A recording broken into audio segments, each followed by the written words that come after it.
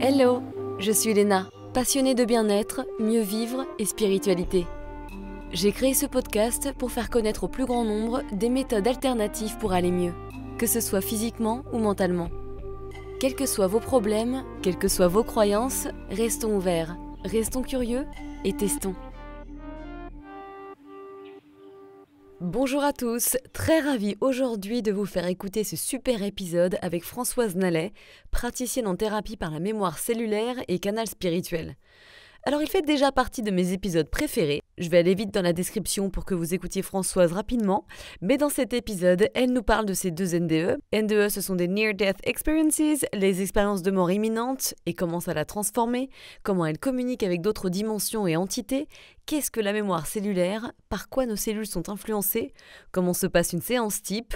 On parle également des codes de guérison, des ondes θ, de l'ego, et oui, ce bon vieux coco, des erreurs que l'on peut faire, de l'incarnation sur Terre, du karma, du taux vibratoire, comment aider nos cellules au quotidien, comment déprogrammer nos croyances. Bref, c'est vraiment complet et c'est d'ailleurs divisé en 2 épisodes. Bonne écoute! Bonjour Françoise! Bonjour Léna. Je suis super contente de te recevoir dans mon podcast pour parler d'un sujet qui n'est pas commun, enfin peut-être pour toi. Mais nous allons y remédier tout de suite en parlant de la mémoire cellulaire. Alors tout d'abord, est-ce que tu peux nous dire ce que c'est exactement ? Alors, la mémoire cellulaire, Léna, c'est 100 000 milliards de cellules qui sont à l'intérieur de nous et qui ont gardé des informations qui proviennent de différents plans.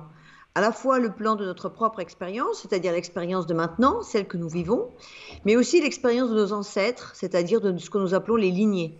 Des informations qui ont été transmises de génération en génération, grâce au cordon ombilical d'abord, mais aussi à la mimétisation, au fait que les personnes s'entendent, se voient, s'observent, et que tout ça, finalement, vient infiltrer la conscience, notre conscience, et donc nos cellules. Et puis, il y a aussi dans nos cellules l'histoire de notre âme, ce que nous appelons plus communément le karma. Mais en fait, le karma, ce sont des histoires qui se sont juxtaposées, et tout ça, quelque part, figure un logiciel. Le logiciel qui englobe les 100 000 milliards de cellules et qui vont nous faire vivre, évidemment, toutes ces petites réalités dans notre expérience de maintenant. Ah, c'est marrant. J'aime bien la présentation, on voit que c'est bien rodé. Hein. Ah, c'est génial. Est-ce que ces cellules, elles sont influencées par nos émotions et nos stress du quotidien ? J'imagine que oui, nos traumas, tout ça. Alors, les cellules, elles sont évidemment... elles connectent tout. Elles connectent tout type d'informations. C'est-à-dire que notre émotionnel, qui est lié au corps émotionnel, c'est une zone qui se situe à peu près à 2 mètres de notre corps et qui est référencée et liquidien. C'est-à-dire c'est nos liquides. C'est l'eau qui circule dans notre corps. Et l'eau qui circule dans notre corps a la particularité d'avoir gardé les mémoires émotionnelles. C'est ce qu'on appelle le corps émotionnel. Et dans ce corps émotionnel, c'est exactement comme si on avait un lac ou un ruisseau. Et dans ce ruisseau, il y a des flux. Et dans ces flux, il y a de l'information. C'est-à-dire qu'à chaque fois que notre conscience rencontre une problématique dans la vie, tu vois, une problématique professionnelle, affective, un tourment ou un traumatisme, il va y avoir quelque part un réveil de ces mémoires, des mémoires ancestrales et des mémoires karmiques qui vont nous donner cette sensation d'être débordés d'émotions ou d'être extrêmement affectés. Et bien en même temps, c'est un moment très important et très significatif parce que quelque part, quand nous avons ces émotions qui sont très fortes, c'est que nous sommes à la rencontre d'une mémoire. C'est-à-dire que nous sommes en train de sentir et de vivre quelque chose. Et notre corps, évidemment, qui lui est l'acteur principal de nos mémoires, est en train de nous témoigner par la douleur, par la réaction émotionnelle, par le battement cardiaque, etc., par toutes les zones corporelles d'influence, qu'il y a quelque chose qui se dit en nous, qui est révélé. Donc tu veux dire que c'est une opportunité pour transmuter cette mémoire ?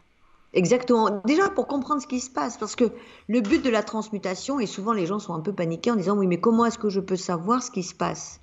Mais en fait, l'idée, c'est que au moment même où il y a une situation, le scénario du présent, et que nous avons cette réaction, ça veut donc dire qu'il y a de l'énergie. Il y a de l'énergie entre le mouvement de l'information de l'extérieur, le scénario, l'expérience, ce que j'appelle l'événementiel, et ce qui se passe en nous. Ça veut dire que nous sommes en interaction. Donc l'idée, c'est de dire qu'est-ce qu'il est en train de se passer ? Qu'est-ce que je vois de cette situation ? Qu'est-ce que cette situation est en train de me montrer ? Et surtout, qu'est-ce qu'elle réveille en moi ? Alors, de la colère, de la tristesse, des tourments, quels qu'ils soient d'ailleurs. En fait, ça permet de se synchroniser à la mémoire et de comprendre qu'il y a une manifestation et que Mm. c'est un moment pour justement mettre de la conscience et dire qu'est-ce que je suis en train de vivre, pour pouvoir accepter l'idée de cette réaction corporelle d'abord, l'idée de cette réaction émotionnelle ensuite, et puis surtout comprendre l'élément de l'extérieur, de la vie, qui nous fait vivre quelque chose dans le maintenant. Et en fait, c'est vraiment le point de départ pour s'initier à la mémoire cellulaire. Mm. Et c'est vrai que des fois, il y a des traumatismes, des choses que on s'en souvient pas consciemment, mais le corps, évidemment, il a marqué tout ça, hein, et on va des fois être trigger, donc ressentir des sensations dans notre corps, mais on va pas savoir pourquoi et d'où ça vient. Est-ce que si on se concentre que sur les sensations, des fois ça suffit justement? Et ça peut peut-être faire un lien par le somatique, en fait, par une énergie quelconque, je ne sais pas. Oui, tu as raison, parce qu'en fait, le corps, c'est notre acteur principal. C'est lui, finalement, qui va décoder. Donc, la douleur corporelle, la sensation, le chagrin, enfin, l'émotion, quelle qu'elle soit, quelque part, c'est un message du corps. C'est comme si le corps, il a besoin de traduire ce que nous ressentons. Et en fait, on doit accompagner le corps. C'est-à-dire que si on a mal et si, évidemment, il y a une douleur ou une sensation, c'est à nous à mettre les mots dessus. C'est pas à se sentir perdu par rapport à ce qui se passe, mais c'est que le corps, il est en train simplement de parler, de dire. Et c'est à nous à l'aider à comprendre ce qui se joue à l'intérieur, évidemment, au corps qui est quelque part en sonnette d'alarme, pour pouvoir nous traduire avec notre propre langage, notre propre intelligence de vie, qu'est-ce qu'il est en train de nous dire et nous témoigner, toujours dans le phénomène de synchronicité, à la réalité du maintenant, qui réveille ces programmes au-dedans. Donc, évidemment que c'est une rencontre qui ne peut se faire que par l'émotionnel. La mémoire cellulaire ne peut pas se faire par le raisonnement. Elle se fait par l'air intuitif, par la sensibilité, par la perception que ces 100 000 milliards de cellules, dans la réaction chimique presque du corps, elles sont en train de nous dire quelque chose. Finalement, c'est un peu des êtres à part entière, ces cellules. Absolument. Il faut savoir que quand je plonge dans la corporalité, c'est comme si on est dans l'infiniment petit, de l'infiniment grand. C'est donc dire que les cellules, elles ont comme si elles avaient des bras, une tête, des jambes, puisqu'elles sont là, de manière minimalisée, exactement ce que nous sommes. Elles sont notre corps entier quelque part. C'est ça. Donc J'imagine les petits bonhommes. elles ont une tête, exactement. Et c'est ce que je dis souvent quand je fais des émissions. Je dis c'est comme l'histoire de Gulliver. Tu vois, c'est-à-dire qu'elles ont une animation intérieure, elles ont de la conscience, elles ont de la motricité, elles ont une intelligence de vie parce qu'elles ont simplement enregistré. Et elles communiquent avec ces vibrations-là. Hmm. Exactement comme le font le monde des fourmis. Pourquoi on garde des mémoires cellulaires d'ailleurs? Alors, en fait, on est venu sur Terre déjà pour expérimenter tout ce qui n'a pas été réglé. Bon courage! Ça, c'est ça, bon Wouhou. courage. Ça veut dire que, en fait, on a évidemment, l'âme, elle a fait des chemins de vie divers et variés en fonction de notre maturité d'âme. On a vécu des expériences qu'on n'a pas terminées, des expériences qu'on n'a pas forcément comprises, mais surtout des expériences qu'on n'a pas dépassées. Et en fait, le but de l'évolution terrestre, pour nous, humains, c'est d'aller grandir à notre conscience, de gagner en amour et de gagner en beauté d'âme et en pureté de conscience. C'est ça qu'on est venu faire. Mais pour ça, pour gagner ce pas, en fait, on est obligé de vivre ce que nous appelons la dualité. Simplement parce que c'est de l'énergie. On ne peut pas avancer dans la lumière si on n'a pas l'observation de nos parts d'ombre. Donc nos parts d'ombre, ce n'est pas forcément une charge négative, ce sont des zones d'incompréhension ou des zones qui n'ont pas été expérimentées totalement. Donc on vient revivre ces vibrations, ces réminiscences du programme karmique, qui sont simplement, je te resserre un dossier pour que tu puisses en faire un nouveau expérience. Hmm. Et cette expérience que nous allons refaire, le but, c'est que lorsque nous comprenons que nous avons ces cellules qui disent et qui racontent ces histoires du passé, qui n'existent plus, mais qui vibrent dans le présent, alors c'est une formidable opportunité pour aller justement expérimenter quelque chose d'autre. Ne pas se laisser abattre par ce qui est en train de se vivre, mais amener quelque chose de plus. On peut ne plus vouloir vivre ça. On peut décider de vivre autre chose. On peut décider de prendre une situation avec une autre manière de la vivre. C'est ça l'opportunité de la mémoire cellulaire. Parce que aujourd'hui, dans l'énergie qui existe, qui nous tombe dessus tous les jours, hein, quelque part, il y a une accélération du processus de notre conscience. On est obligé de traverser ça. On est obligé de mettre de la compréhension. On est obligé de mettre de la lumière sur ce qui arrive en nous. Pas simplement au niveau de notre santé, mais aussi au niveau de notre être, du sens de l'existence et de la vie sur Terre. Donc la mémoire cellulaire, quelque part, c'est juste un nouvel apprentissage, que notre tête n'est pas seulement celle qui fonctionne, mais que nos cellules pensent, nos cellules sentent, nos cellules vibrent, et que peut-être c'est une nouvelle piste pour nous de nous rencontrer et de pouvoir aussi évoluer. Ouais, complètement. Et c'est vrai que j'ai l'impression que dans notre société, on est plutôt à supprimer, à mettre de côté toutes ces émotions qui sont finalement la porte d'entrée de beaucoup Exactement, de... Voilà. Et c'est dommage parce que sinon, l'histoire, elle va se répéter tout le temps, tout constamment, le en fait, si on temps. n'apprend pas les leçons. C'est C'est un jour ça. En sans fin fait, avec Bill Murray, quoi. bah, c'est ça. En fait, l'idée de cette matérialité ou de cette vie terrestre qui est, comme on dit, une vie de troisième dimension, sans vouloir la nier ou la décrier, le problème, c'est que elle ne nous invite pas à savoir qui nous sommes. Ouais. C'est-à-dire que nous sommes de l'extérieur, nous faisons évidemment plein de choses à l'extérieur, et pourquoi pas, c'est très bien la matière, hein, de s'incorporer à elle et de faire quelque chose avec ce que nous sommes. Mais le problème, c'est que nous avons de la puissance, en fait. Nous avons une vraie puissance pour nous reconvertir, de création d'abord, de génie intérieur, de capacité à faire de grandes choses, des choses qui nous animent, qui nous donnent de la joie, et que finalement tout ça, on l'a laissé de côté. C'est-à-dire qu'on ne nous a pas appris à aller simplement observer ce capital grandissant et en faire quelque chose pour nous. Ça Complètement. ne veut pas dire qu'il faut laisser de côté le reste, le raisonnement ou en tout cas l'action, le mouvement, mais on peut le faire avec quelque chose de plus vivant, de plus honnête et de plus sincère. Quelque part, c'est utiliser une énergie d'authenticité pour exister dans le présent et continuer à vivre dans la matière. Bien sûr, nous sommes venus vivre ça. C'est ça, en fait, l'opportunité de presque quelque part, même moi, de ma mission, de transmettre ça et de dire, mais allez donc écouter en vous ce qui se dit, parce que c'est là qu'est animée la vérité profonde. Et Hmm. c'est avec ça que vous allez pouvoir avancer. Cessons de croire que nous sommes, je ne sais pas, limités, faibles, incapables, dévalorisés, etc. Parce que tout ça, ce sont justement les programmes limitants.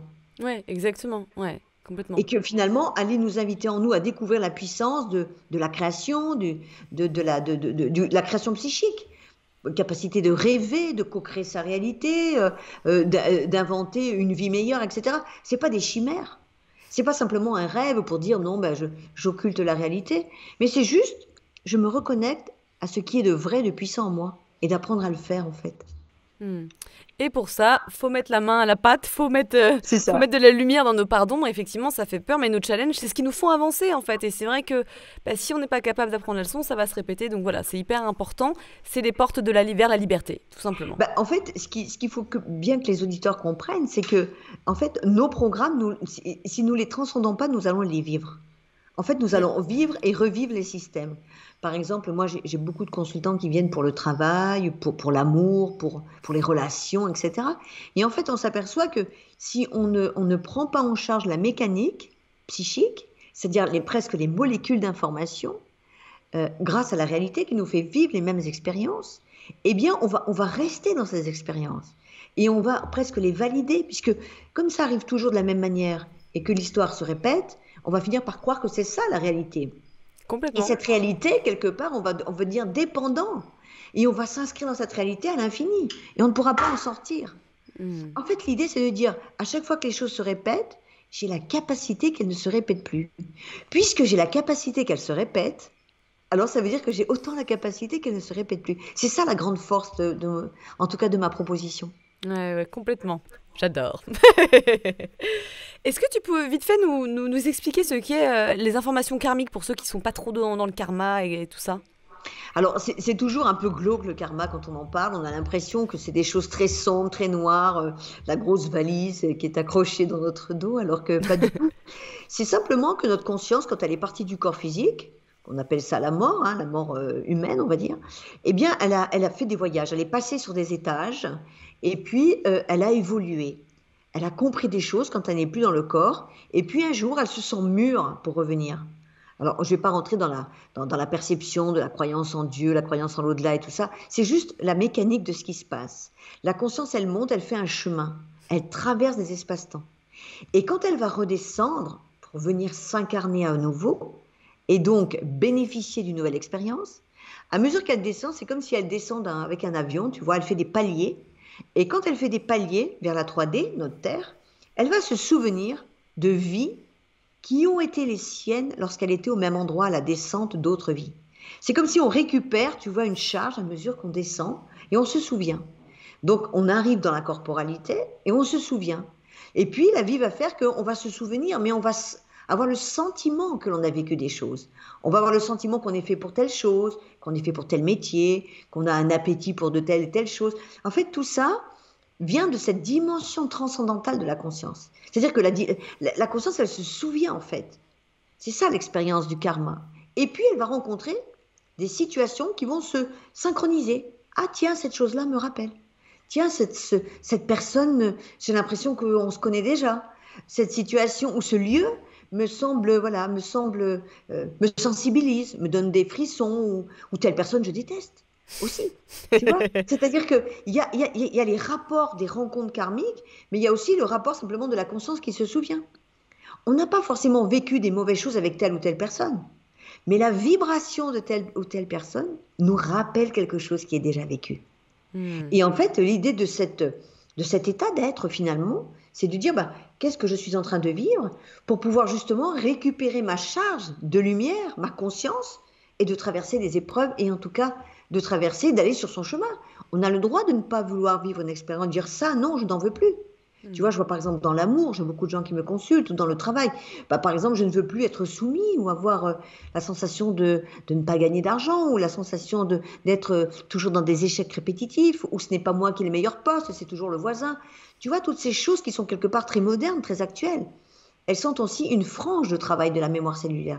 Ce n'est pas fait uniquement pour la lumière ou quelque chose de très spirituel. C'est fait pour vivre mieux dans le présent de notre vie. Ouais, quand je vois l'état de la société, il y a du boulot. Bah, il faut avoir conscience, en fait, tu vois, C'est déjà. ça. Et puis, il faut vouloir changer.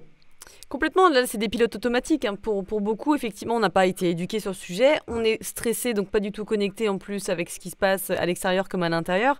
On se pose même pas la question, mais on est malheureux, puis on a de l'addiction ou d'autres manières de changer les idées finalement. Et c'est vrai que oui, ce travail d'introspection, il est dur, hein, et il faut avoir cette volonté. C'est dur le changement, parce que si tu veux, la conscience et les cellules, elles ont eu des mécanismes psychiques, émotionnels, mais aussi énergétiques. Parce que tout ça, ça finit par être de l'énergie, tu vois. On est aimanté à des systèmes aussi. Puisque notre énergie se diffuse à 4 mètres, hein, c'est ce que j'explique dans les corps énergétiques dans mon livre. C'est-à-dire que notre énergie vibre. Et elle crée, moi quand je suis en lecture, tu vois, j'ai accès à des informations à 2, 3, 4 mètres du corps physique. Ça veut dire que si on a l'accès, ça veut dire que l'énergie, elle existe aussi à 3-4 mètres. Donc elle crée cette notion d'attirance, de rejet, et d'énergie qui n'est pas forcément positive. Quand elle l'est, tant mieux, mais quand elle ne l'est pas, ça veut dire que je suis responsable de l'énergie que je dégage. Et donc je me demande comment je peux changer. Eh bien, je vais commencer à observer qui je suis. Comment je pense, comment je sens, comment je communique, quel est mon niveau de conscience, est-ce que je suis en rapport de force, est-ce que je me la raconte, est-ce que je suis vraie. Et tout ça, ce sont des pistes, mais c'est pour soi finalement qu'on le fait aussi, avant de le faire pour les autres. Complètement. Donc pour être aligné et puis attirer, voilà, ce dont on est fait pour attirer, avec plus d'alignement, etc. Donc oui, je suis complètement d'accord. Ouais. Alors, on sait déjà un peu plus à quoi ça correspond. Merci pour tes explications. Mais je voudrais également parler de ce qui t'a amené à faire ce métier et à devenir également canal spirituel. Parce que tu travaillais tranquillou bilou dans le textile de luxe et la maroquinerie, il me semble. Tu venais en plus d'une famille complètement athée. Qu'est-ce qui t'est arrivé? Raconte-nous, parce que cette histoire, ou ces histoires d'ailleurs, sont passionnantes. Alors, je crois que, tu sais, je crois que ma vie, c'est un peu comme le petit poussé. Je suis arrivée sur Terre un peu comme un électron libre. Déjà, ma vie intra-utérine n'a pas été facile, donc ça, c'est important aussi. Je suis arrivée vraiment avec ce tempérament un peu de guerrière, de me battre pour essayer de m'en sortir dans la vie. Et à 12 ans, je fais un premier accident cardiovasculaire, hein, suite à une piqûre de la dengue, qui est un moustique exotique. Et avec, à l'époque, hein, moi je suis de 65, tu vois, donc on n'est pas dans cette médication qu'il y a aujourd'hui quand même. Et voilà, on est dans la brousse et je vais pas bien. Je fais une très très grosse fièvre. Et là, je fais ma première sortie de corps. Cette première sortie de corps m'amène donc dans un paysage blanc extrêmement puissant de lumière et de chaleur, mais en même temps de douceur. Et là, j'ai un homme qui me parle. Alors, je ne veux pas nommer son nom pour pas éveiller la curiosité, mais l'idée, c'est ça. J'ai cet homme qui se manifeste, qui me prend par la main et qui me dit, voilà, ce qui te manque dans le cœur, on te donnera plus tard. Et en fait, je suis sortie de cette fièvre particulière avec voilà, une valve mitrale, donc qui n'était pas particulièrement dangereuse hein, pour ma vie, mais quand même très embêtante. Bon, je faisais un peu de sport, je faisais beaucoup de ski et tout ça, donc au fil du temps, on s'est aperçu que j'avais cette problématique cardiaque, ce souffle un peu particulier, il fallait que je fasse gaffe toute ma vie, quoi. Et je suis restée avec ça, avec ce message particulier. Et quand j'étais en sixième, en cours d'histoire géo, à l'époque, on avait des petits bouquins avec des petites images judéo-chrétiennes, hein, nous, dans ma période. Et j'ai vu cet homme, voilà, qu'on appelle Jésus, hein, maintenant, mais voilà, qui était dans les livres, dans les bouquins d'histoire. Et je me souviens m'être entendu dire, waouh, mais c'est le mec avec qui je parle tous les jours. C'est le coco avec qui j'ai bu un coup. Et en fait, évidemment, j'ai eu la chance, je crois, de ne pas avoir d'éducation religieuse. Parce que quelque part, je n'ai pas eu d'éléments perturbateurs, tu vois, ni plus ni moins. Pour moi, les églises, c'était les lieux où on faisait des baptêmes, on mettait de l'eau sur la tête des enfants, et les lieux où il y avait des cercueils et les gens allaient à la tombe. Voilà, ça se résumait à quelque chose d'assez sommaire. Et quelque part, cette première reliance avec la conscience christique a été pour moi très facile en fait, puisque je n'avais pas de filtre, ni de croyance, ni de foi. Je n'ai jamais ni lu la Bible, ni rien du tout, ni même eu de dogme d'ailleurs. Mais voilà, j'étais avec ce compagnon de route qui, quelque part, me soufflait des choses. Donc, cet état était, si tu veux, vécu avec beaucoup de simplicité, avec rien de particulier. Et puis, j'étais quand même quelqu'un de très songeuse, de très idéaliste déjà. J'aimais la dimension de l'invisible, j'aimais la magie, voilà, j'aimais me déguiser, tu vois. J'étais déjà dans cette espèce de féerie infantile qui a nourri mes rêves, en fait, d'enfant. Et m'a donné en même temps une sensation très profonde que tout était possible. C'est-à-dire que sans le savoir, j'avais l'impression que, ok, tout ce que j'allais vouloir, eh ben c'était possible. Pour moi, la notion de limite, je comprenais pas ce que ça voulait dire. Putain, c'est J'étais bien. pas à l'école, j'étais pas brillante, tu vois. J'étais plutôt un électron libre, un peu même, un peu emmerdante, hein, d'ailleurs, parfois. Mais voilà, je me sentais en capacité de, voilà, de pousser des limites. Voilà, ça a été vraiment mon premier plan de vie. Et puis là-dessus, voilà, ben, ma vie m'a lancée dans le textile, voilà, dans la création. J'ai monté des affaires à l'époque. Voilà, je faisais de la création de robes de mariée, de la maroquinerie en même temps. Enfin bon, j'étais un peu voilà boulimique de travail, boulimique d'envie de faire des choses et vraiment sans peur. Je crois que c'est ça en fait. Je crois que le terreau de ma vie, c'est en fait, je n'ai jamais eu peur de faire. Je ne sais Ah pas ce que ouais. c'est la peur de faire, les limites et les freins à l'action et à l'élan de vie. Voilà, ça a été ça pour moi la trajectoire. Mm. Et là-dessus, ça m'a porté. J'ai osé beaucoup, toujours un peu plus. Et deuxième NDE. Deuxième NDE, celle-ci, elle est plus touchy parce que celle-ci, elle m'emmène. Voilà, j'accouche de mon fils et je fais ce qu'on appelle un placenta pravia, donc quelque chose qui est très grave. Et là, je pars. Là, je pars vraiment. Là, je me vois au-dessus de mon corps. Je vois cette dimension terrestre qui essaye de me réanimer et puis de me faire vivre. Et de l'autre côté, je sens ce waouh de légèreté, cette lumière qui est là, cette chaleur même, mais c'est pas une chaleur chaude, c'est comme un petit bain, comme on est dans un berceau. Et je me sens portée par des voix lumineuses, tu vois, qui m'appellent. Mais en même temps, je sens que je cherche mon fils, tu vois, c'est Mm. l'ambivalence. Parce que j'ai eu beaucoup de difficultés à avoir mon premier fils, donc c'était vraiment un enfant extrêmement désiré. Et je le cherche. Et je me vois le chercher. C'est-à-dire que je n'ai plus de corps. En fait, je vois que je n'ai pas de corps, mais j'ai tout. C'est ça qui est intéressant. C'est-à-dire que la conscience, elle est pleine. Elle a autant la motricité de ses bras que de ses jambes, que de son esprit. Et puis surtout, elle a une dimension 360 degrés. En fait, en même temps, je suis dans le couloir, mais en même temps, je me sens penser. En même temps, je suis au quatrième étage. En même temps, j'entends le gars qui essaie de me sauver. En fait, c'est comme si je suis à plein d'endroits en même temps. Tout Un en même peu temps. Ouais. comme un kaléidoscope, on pourrait imaginer ça. Et je cherche mon fils, en fait. Alors, je ne le vois pas physiquement, mais sa présence est là.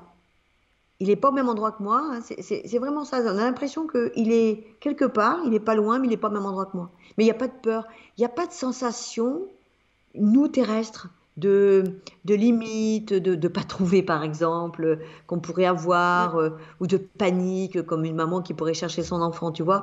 On n'a pas toutes ces préoccupations cérébrales.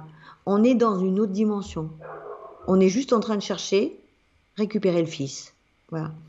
Et là, je sens qu'il n'est pas là, mais il y a quelque chose qui me dit, bah, c'est bon, on va le chercher, quoi. Voilà, vas-y. Et là, je réincorpore ce corps avec une forme de douleur quand même. Comme Mm. si, tu vois, on m'avait mis un coup de poing dans le torse, quelque chose comme ça.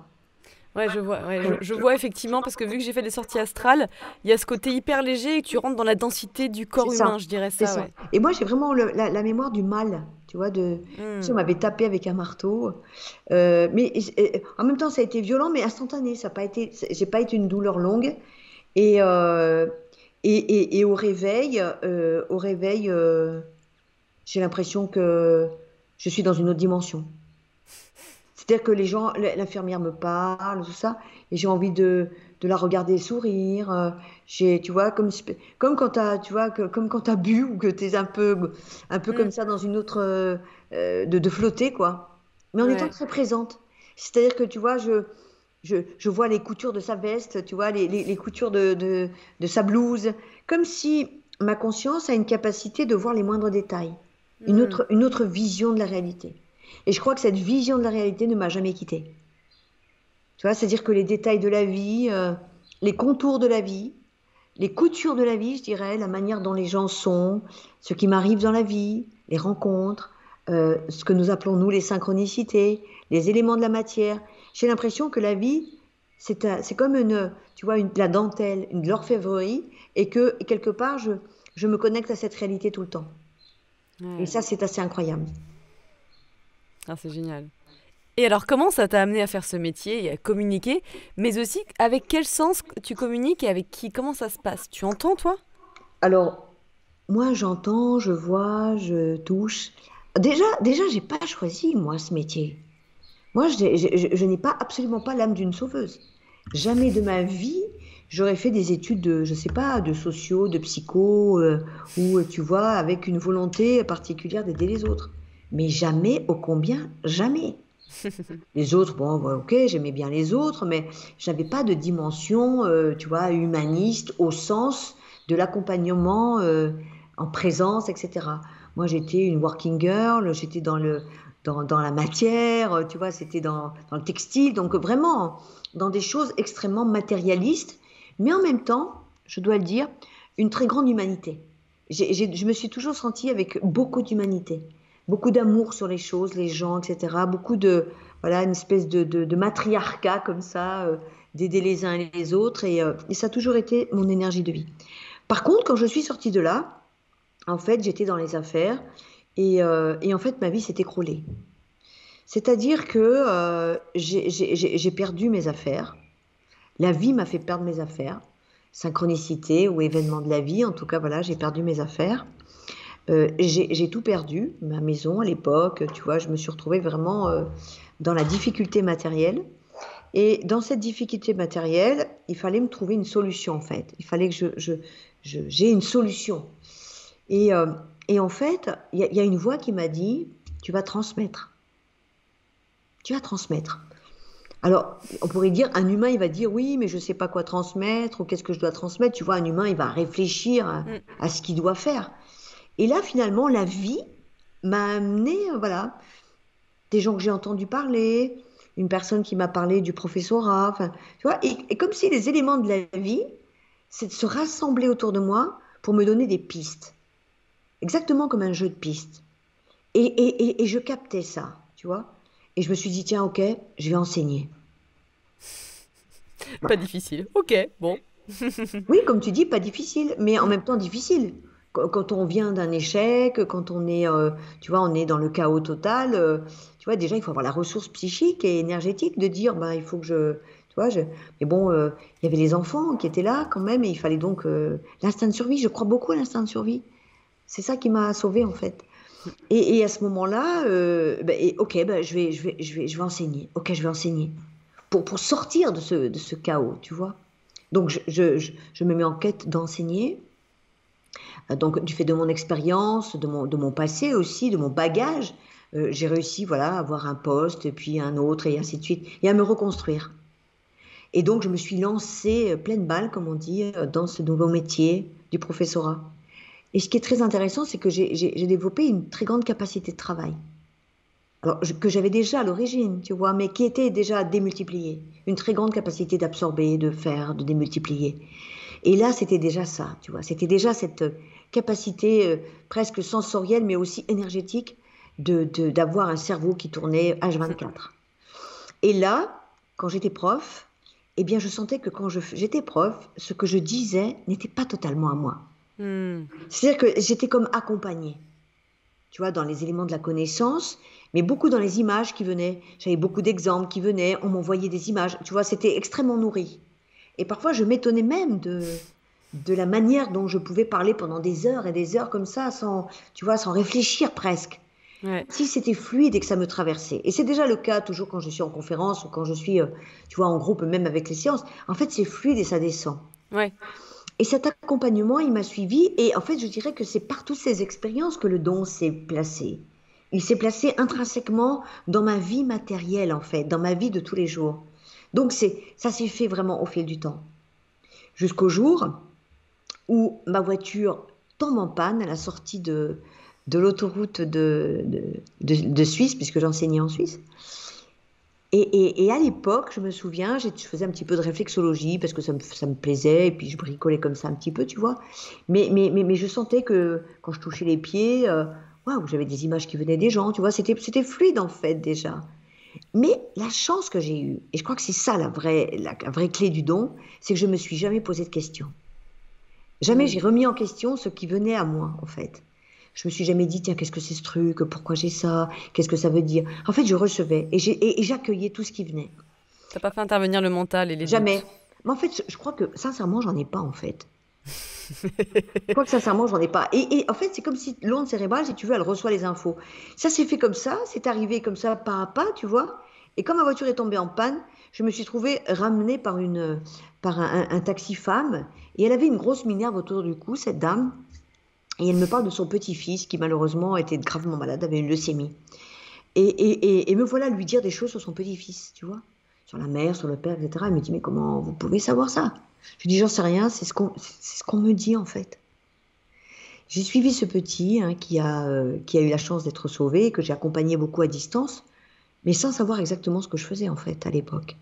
À l'époque, je n'avais pas la théorie, j'avais l'expérience que j'étais en train de vivre, qui me faisait me plonger dans un univers. Et là, ma vie a changé.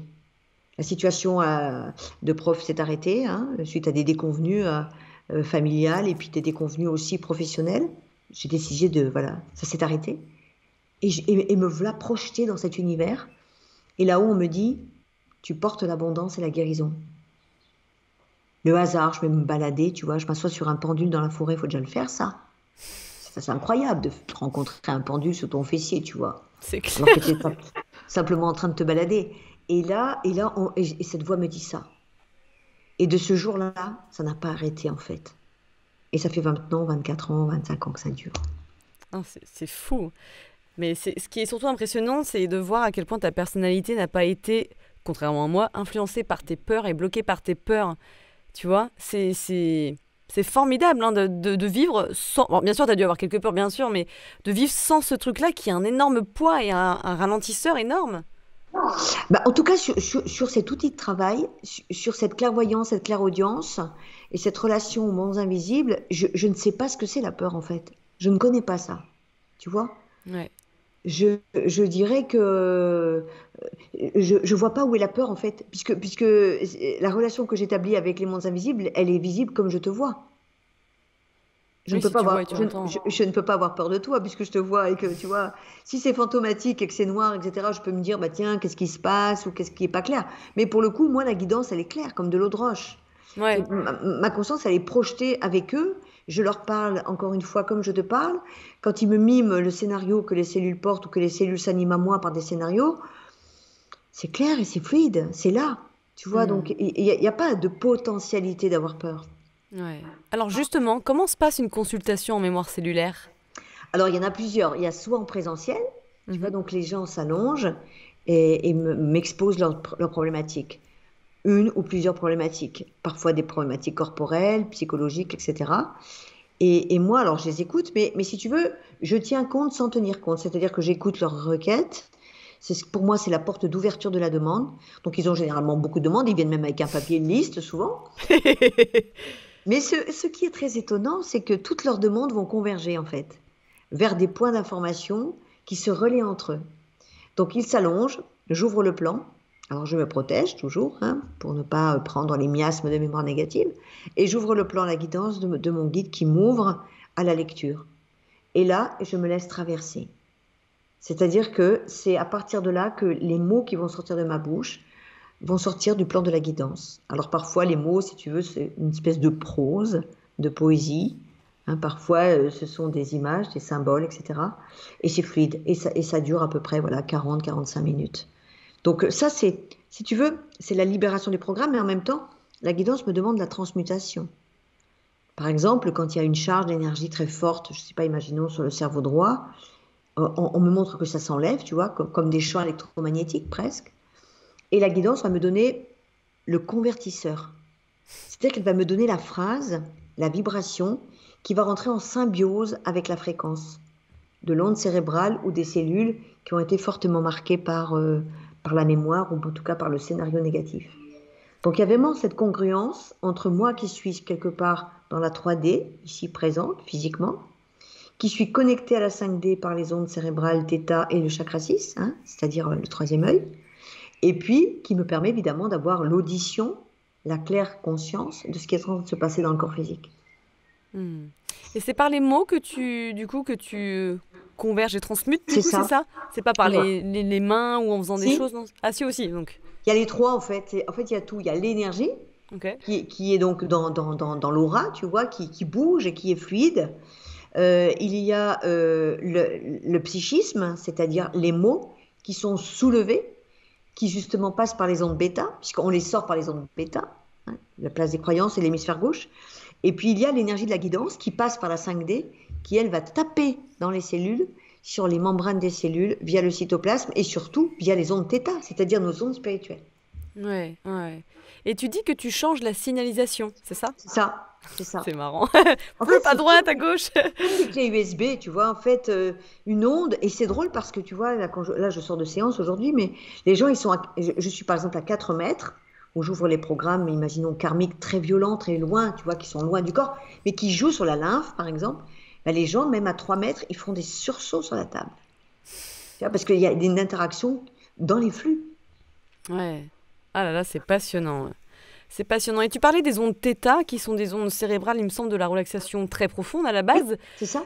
Ouais. Est-ce que tout le monde peut se connecter aux ondes θ comme tu le fais? Parce que généralement, il faut être un habitué des méditations. En fait, c'est pareil, il faut apprendre. Il faut s'habituer à ça. Moi, tu vois, je pratique en groupe, justement. Alors ça, c'est pour les séances en privé, mais pour les séances de groupe, par exemple, les gens s'allongent chez eux, ils se connectent à ma vibration, tu vois. Donc, ils m'entendent, ils mettent leurs petites oreillettes, et je les connecte à distance. C'est-à-dire qu'à distance, tu nettoies tes programmes. En interaction, c'est-à-dire, par exemple, les peurs, imaginons, puisque c'est un fléau quand même, les peurs, eh bien, dans la guidance, chacun va nettoyer son programme de peur qui, lui, est propre. C'est ça qui est incroyable. Ouais. Par les ondes θ. Tu vois? Et ça vient toucher sur les ondes gamma et les ondes bêta jusqu'à la prise de conscience et au lâcher-prise du flux sur les ondes bêta grâce à la connexion spirituelle et au langage de la source qui traverse ma bouche, toi, tu vois? Et sonofréquences qui sont des séances de groupe, c'est incroyable de résultats. Incroyable de résultats. Est-ce que donc tes clients savent quand ils entrent en fait en ondes θ ou tu ne le sais pas parce que tu as moins de pensées? Comment ça se passe? Mais ils en ont pas, je les mets en état de conscience modifié. C'est-à-dire qu'ils s'allongent dans leur canapé, tu vois, ou dans leur lit, et puis ils se laissent porter par la méditation connectée. Donc c'est pas une méditation, c'est vraiment une méditation connectée. Donc c'est hyper puissant. Et c'est vraiment un soin, quoi. C'est un soin énergétique qui a une très grande ampleur. Et là, ce matin, par exemple, j'avais une dame qui avait une maladie inflammatoire, tu sais, articulaire, polyarthrite rhumatoïde. Voilà, et extrêmement ankylosante. Elle ne m'a jamais vue en séance, c'est-à-dire qu'elle ne m'a pas vue en physique. Elle est venue aujourd'hui de très loin. Et en fait, elle a fait sonofréquence sur les articulations et sur les inflammations. Elle m'a dit, mais c'est un truc de dingue. Elle me dit, j'ai quasiment plus rien, alors que elle avait de la cortisol, etc. Alors bien sûr, hein, moi je ne suis pas contre la médication traditionnelle, mais je veux dire qu'il y a une partie de la conscience qui quelque part reçoit ça comme un vrai bénéfice. Et c'est ça qui est intéressant. Ah oui, non, c'est clair. Ouais.